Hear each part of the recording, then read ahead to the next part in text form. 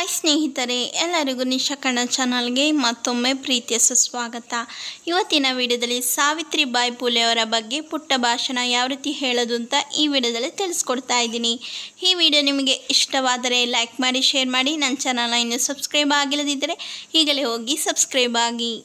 ಜನವರಿ 3, 2024ರಂದು ಭಾರತದ ಮೊದಲ ಮಹಿಳಾ ಶಿಕ್ಷಕಿಯ 193ನೆಯ ಜನ್ಮದಿನ. ಶಿಕ್ಷಣವೆಂದರೆ ತಿಳಿಯದ ಅಕ್ಷರಗಳೆಂದರೆ ಗೊತ್ತಿಲ್ಲದ ಕಾಲದಲ್ಲಿ ಶಾಲೆಗಳನ್ನು ತೆರೆದು ಭಾರತದಲ್ಲಿ ಅಕ್ಷರ ಕ್ರಾಂತಿ ಆರಂಭಿಸಿದ ಮೊದಲ ಮಹಿಳೆ ಸಾವಿತ್ರಿಬಾಯಿ ಫುಲೆ. ಭಾರತದ ಶಿಕ್ಷಣ ವ್ಯವಸ್ಥೆಗೆ ಫುಲೆ ದಂಪತಿಗಳ ಕೊಡುಗೆ ಅಪಾರ. ದಾಸ ವಿಮೋಚನೆಗೆ ಭಾರತದ ಸ್ವಾತಂತ್ರ್ಯ ಸಂಗ್ರಾಮಕ್ಕೂ ಮೊದಲೇ ಇವರು ಅಜ್ಞಾನ ವಿಮೋಚನೆಗೆ ಅಕ್ಷರ ಕ್ರಾಂತಿ ಆರಂಭಿಸಿದರು. 1848ರಲ್ಲಿ ತಮ್ಮ ಮನೆಯಲ್ಲೇ ಶಾಲೆಯನ್ನು ಆರಂಭಿಸುವ ಮೂಲಕ ಕ್ರಾಂತಿಕಾರಿ ಹೆಜ್ಜೆಯನ್ನಿಟ್ಟು ಶೂದ್ರರು, ಅತಿಶೂದ್ರರು ಮತ್ತು ಮಹಿಳೆಯರಿಗೆ ವಿದ್ಯಾದಾನ ಮಾಡುವ ಮೂಲಕ ಹೊಸ ಮನ್ವಂತರವೊಂದಕ್ಕೆ ನಾಂದಿ ಹಾಡಿದರು. ಸಾವಿತ್ರಿಬಾಯಿ ಫುಲೆ 1831ರಲ್ಲಿ ಮಹಾರಾಷ್ಟ್ರದ ಸತಾರಾ ಜಿಲ್ಲೆಯ ನೈಗಾನ್ನಲ್ಲಿ ಹುಟ್ಟಿದರು.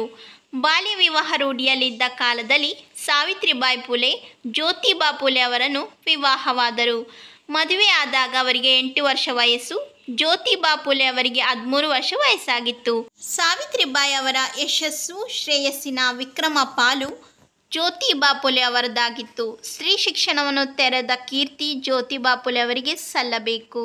ಸಾವಿತ್ರಿಬಾಯಿ ಅವರಿಗೆ ಮನೆಯೇ ಮೊದಲ ಪಾಠಶಾಲೆ, ಪತಿ ಜ್ಯೋತಿಬಾ ಅವರೇ ಗುರುಗಳು.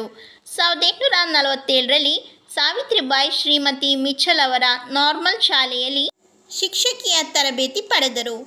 ಆಗ ಅವರಿಗೆ 17 ವರ್ಷ. ಹೀಗಾಗಿ ಮಹಾರಾಷ್ಟ್ರದಲ್ಲಿ ತರಬೇತದ ಮೊದಲ ಶಿಕ್ಷಕಿಯಾದರು. ಸಾವಿತ್ರಿಬಾಯಿ ಶ್ರೀ ಬೀಡೆಯವರ ಮನೆಯಲ್ಲಿ ಆರಂಭಗೊಂಡ ಕನ್ಯಾ ಶಾಲೆಯ ಪ್ರಧಾನ ಶಿಕ್ಷಕಿಯಾದರು. ಆ ಕಾಲದಲ್ಲಿ ಹಿಂದೂ ಸ್ತ್ರೀಯೊಬ್ಬಳು ಶಿಕ್ಷಕಿಯಾಗುವುದು ಧರ್ಮಕ್ಕೂ ಸಮಾಜಕ್ಕೂ ದ್ರೋಹ ಬಗೆದಂತೆ. ಅವರು ಪಾಠಶಾಲೆಗೆ ಹೊರಟಾಗ ಕೆಲವರು ಕೇಕೆ ಹಾಕಿ ನಗುತ್ತಿದ್ದರು.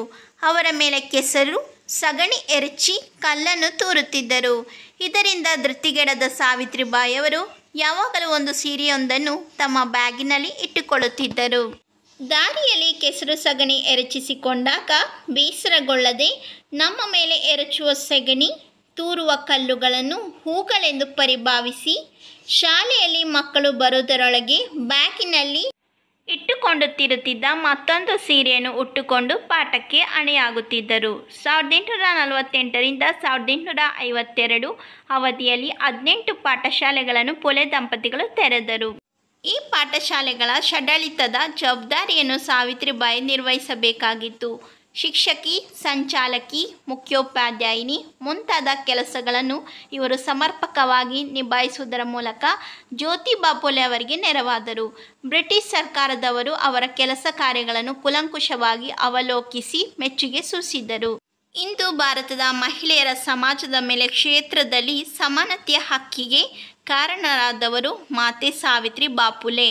ಇವರು ಸಮಾಜದ ಅನಿಷ್ಟ ಪದ್ಧತಿಗಳಾದ ಬಾಲ್ಯ ವಿವಾಹ, ಸತಿ ಸಹಗಮನ ಪದ್ಧತಿ, ಕೇಶಮುಂಡನೆ ವಿರುದ್ಧ ಹೋರಾಟ ಮಾಡಿ ಮಹಿಳೆಯರಿಗೋಸ್ಕರ ಪ್ರಪ್ರಥಮವಾಗಿ ಶಾಲೆಗಳು, ಅಬಲಾಶ್ರಮ ಸ್ಥಾಪನೆ ಮಾಡಿದ ಕೀರ್ತಿ ಇವರಿಗೆ ಸಲ್ಲುತ್ತದೆ. ಇವರು ಒಟ್ಟು 14 ಶಾಲೆಗಳನ್ನು ಸ್ಥಾಪನೆ ಮಾಡುತ್ತಾರೆ.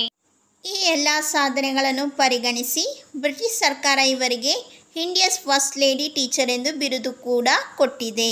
ಸ್ತ್ರೀಯರು ಕೂಡ ಪುರುಷರಂತೆ ಶಿಕ್ಷಣವನ್ನು ಪಡೆಯಬೇಕೆಂಬ ಮಹದಾಸೆಯಿಂದ ತಮಗೊದಗಿದ ಕಷ್ಟ ಕಾರ್ಪಣ್ಯಗಳು ಲೆಕ್ಕಿಸದೆ ಸ್ತ್ರೀ ಸಂಕುಲಕ್ಕೆ ಶೈಕ್ಷಣಿಕ ದಾರಿಯನ್ನು ತೋರಿಸಿದರು.